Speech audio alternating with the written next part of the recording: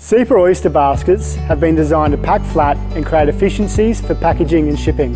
A complete basket consists of a mesh that rolls into a tube, 2 end caps and 2 clips. The Seapa 15 litre basket range is available in 3, 6, 12 and 20mm mesh sizes, and our 25 litre baskets are available in 12 and 20mm mesh. The clips and caps vary depending on the farming system used. Forming a basket is very straightforward, and a complete basket can be easily assembled in under a minute, especially if you follow these simple tips.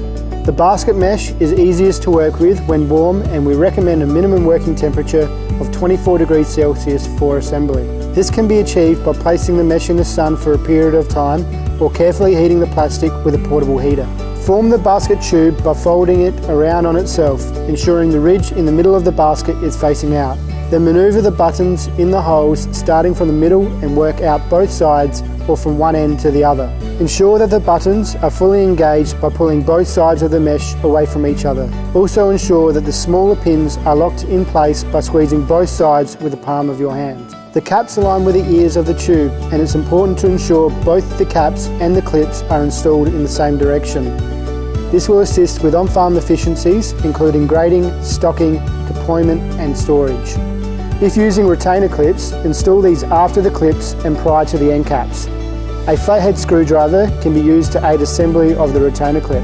Retainer clips are required for all 15 litre baskets using the Stormbreaker system to ensure the clip remains secure in rough conditions, and all 6mm baskets to prevent stock escapement. When installing the end caps on the 15 litre baskets, ensure that the tube is off of the ground to reduce risk of damage to the tube ears. When installing the clips, make sure they are fully engaged in the spine of the basket. You should hear them snap into place. When installing streamline end caps on the 25 litre baskets, ensure that the locking points are aligned correctly.